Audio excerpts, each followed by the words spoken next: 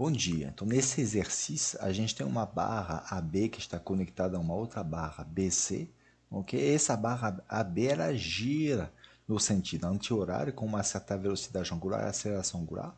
E o que nos é pedido é determinar as velocidades e aceleração lineares, né, do bloco deslizante C.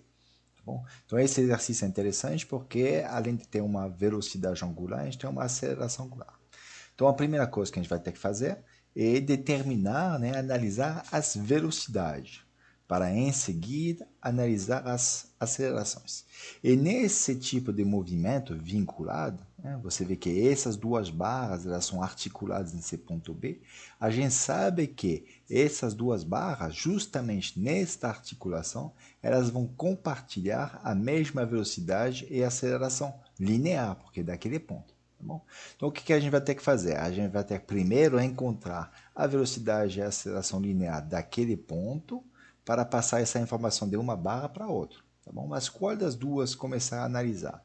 Aí você vê no enunciado, né? E aqui a gente vê no desenho, quais são as informações que a gente tem. No enunciado, claramente, a gente vê que a barra B que está girando e fazendo isso, ela justamente vai movimentar as outras partes desse mecanismo. Então, a gente vai começar a analisar sempre a barra B para determinar a velocidade e a aceleração linear desse ponto B e, em seguida, analisar a barra BC, né, utilizando essas informações. Bom, então, na análise de velocidade, como falei, né, a gente tem a barra AB. A primeira coisa que você tem que fazer é descrever, analisar claramente qual tipo de movimento tem esse corpo rígido. Aqui você vê o ponto A, ele é fixo. Então, a barra AB ela está no movimento de rotação em torno de eixo fixo. Tá bom? Dito isso, a gente sabe que a velocidade, VB, né, que é tangencial, ela vai ser perpendicular ao raio. Então, perpendicular a B. Como aqui faz 45 graus, aqui, ó, a gente sabe a direção de VB faz 45 graus com a horizontal. Além disso, como gira no sentido anti-horário, ele aponta aqui para cima à esquerda, tá bom? E a intensidade vale o raio vezes a velocidade angular. Então, vale 2 metros por segundo. E essa informação, tá bom? A gente vai propagá-la, utilizá-la para a outra barra. Então, agora vamos analisar outra barra, BC. Veja bem, essa velocidade a gente determinou antes. Tá bom? Essa é a velocidade do ponto B na barra B. Como esse ponto B ele é articulado, né? Ele tem corresponde a uma articulação entre as duas barras, a velocidade e a aceleração desse ponto tem que ser a mesma. Então aqui eu coloquei todas as informações que a gente sabe sobre isso e vou analisar o movimento da barra BC. Tá bom? E a barra BC, qual tipo de movimento tem? Não é de translação, nem de rotação então de eixo fixo, não tem nenhum eixo fixo então aqui. Então deve ser um movimento plano geral. E para isso vou analisar ele descrevendo o movimento como sendo a combinação de uma translação e de uma rotação. Que informação eu coloquei aqui a mais, que a gente sabe do próprio enunciado, né? E que o ponto C, ele, né, se move nessa linha, nesse trilho horizontal.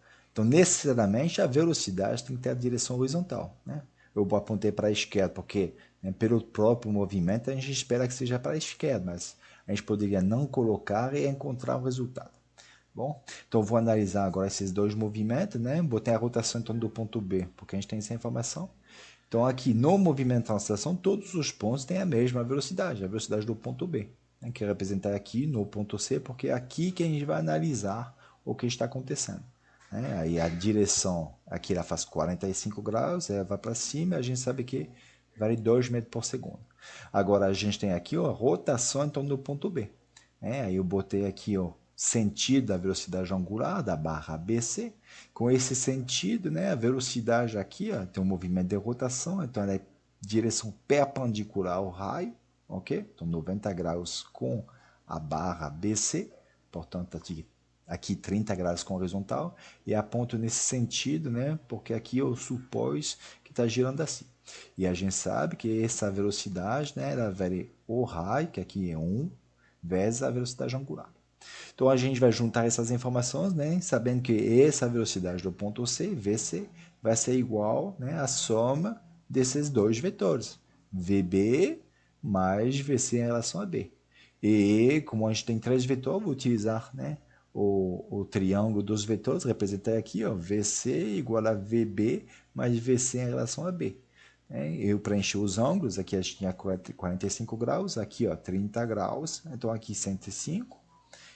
Pela lei do seno, né, a gente tem VC sobre 105 igual a VB sobre seno 30, igual a VCB, né, representei já diretamente com a velocidade angular, dividido por 145. Então, utilizando isso aí, ó, você vê, ó, a gente não precisa de ter um sistema de equações para resolver, a gente tem diretamente, né, VC vai ser igual a VB vezes seno 105 dividido por seno 30, que dá esse valor, 3,9 metros por segundo, mais ou menos.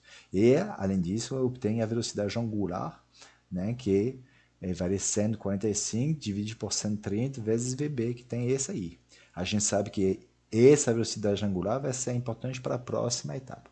Só para concluir, né, como eu aconselho sempre para você fazer, essa aí é a intensidade, ok? Você tem, e o sentido é bem para a esquerda, tá bom?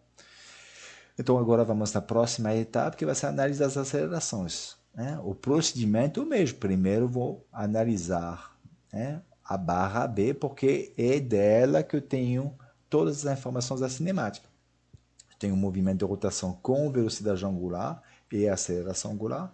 Então a gente sabe que a aceleração do ponto B ela pode estar descrita através de duas componentes, uma componente tangencial e uma componente normal.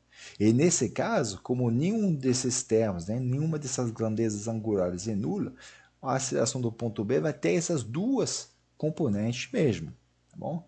A aceleração tangencial, né, ela é perpendicular ao raio, então aqui faz 45 graus, ela vale R alfa. Tá bom? Então vale aqui 3 metros por segundo quadrado. E a aceleração normal, né, é ao longo do raio, sempre centrípeta, olha o sentido, ok? E vale R ômega quadrado, então tem esse valor. Então agora a gente vai utilizar essas informações, né, para analisar a outra barra, a barra ABC. Então eu representei justamente aqui as informações que a gente obteve na etapa anterior para a aceleração do ponto B, né, com uma aceleração tangencial de 3 metros por segundo quadrado e uma aceleração normal de 8 metros por segundo quadrado. E vou deixar dessa maneira para ser mais fácil depois para projetar. E outra informação que a gente sabe é que o ponto C se desloca no eixo, no trilho horizontal, então a aceleração tem que ser horizontal. Se aponta para a esquerda ou para a direita, a gente vai ver no resultado final.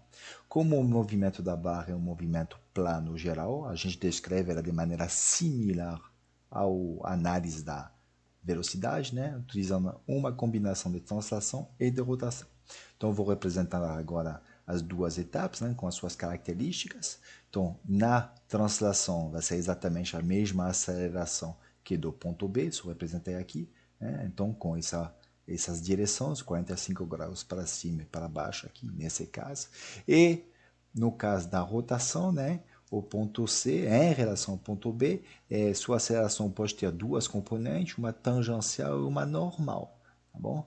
A componente tangencial vai ser proporcional à aceleração angular da barra BC, ok? No mesmo sentido que a gente colocou da velocidade angular, para que uma aceleração, né, positiva corresponde a um aumento da velocidade angular, um crescimento da velocidade angular, então cuidado com isso.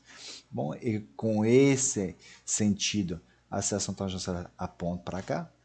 Veja só, a gente não sabe se é nulo ou não é nulo. Tá bom? Às vezes vocês colocam já que vale zero porque não sabe. Não, a gente não sabe, ok? Justamente a análise, né, vai nos permitir determinar o seu valor numa etapa posterior. Bom, e a componente normal, né, centrípeta sempre, então ela tem um valor da raio vezes a velocidade angular ao quadrado, que tem esse valor porque a gente determinou na etapa anterior justamente a intensidade da velocidade angular. Tá bom? E as direções aqui, elas dependem da barra, então nessa configuração a gente tem 60 graus em relação horizontal para a componente normal e 30 graus para a componente tangencial. O que a gente vai fazer em seguida, como a gente tem muitos vetores, né? Então a gente relembra a equação vetorial, né, que está escrita assim, ó. Esse vetor é igual a esse vetor, aqui vai ter duas componentes, mais esse vetor, é exatamente isso. Aí para projetar, né, vou utilizar o eixo horizontal e vertical, né, x, y, eu coloco sempre o sentido para relembrar, né, com o projeto. Como tem tudo aqui que aponta para a esquerda, já vou escolher o meu eixo x para a esquerda, para não ter um monte de sinais negativos. Então, projetando essa equação, né, ou essa equação aqui descrita através de setas, eu tenho ao longo do eixo x AC, né, aí justamente o sinal desse parâmetro vai me dizer se aponta para a esquerda ou para a direita, é igual, aqui ó, 3 cosseno 45, mais 8 cosseno 45, mais esse aí ó, é alfa, né, cosseno 30, mais 8 cosseno 60. Tá bom? Então aqui eu tenho uma equação entre a aceleração linear e a aceleração angular. Né? Botei só alfa, mas é alfa de BC. Bom, não é suficiente. O que eu vou fazer? Vou projetar no eixo Y. Essa é a nova equação, essa projeção, ela vai me permitir determinar o valor da aceleração angular. Como eu sei disso? Justamente aqui, ó, a C só tem componente horizontal. Então, projetando em Y, aqui vale 0, é igual aqui, ó, positivo para cima. Então, 3 seno 45, menos 8 seno 45, menos alfa seno 30, mais 8 seno 60. E aí você encontra, né, o valor da aceleração angular da barra ABC, que tem isso aí, 6,8 radiano por segundo quadrado. Aí, substituindo esse valor na primeira equação, a gente obtém que a aceleração vale do ponto C, né, vale 17,7 metros por segundo quadrado, horizontal, e como o valor é positivo, aponta bem para a esquerda. Obrigado.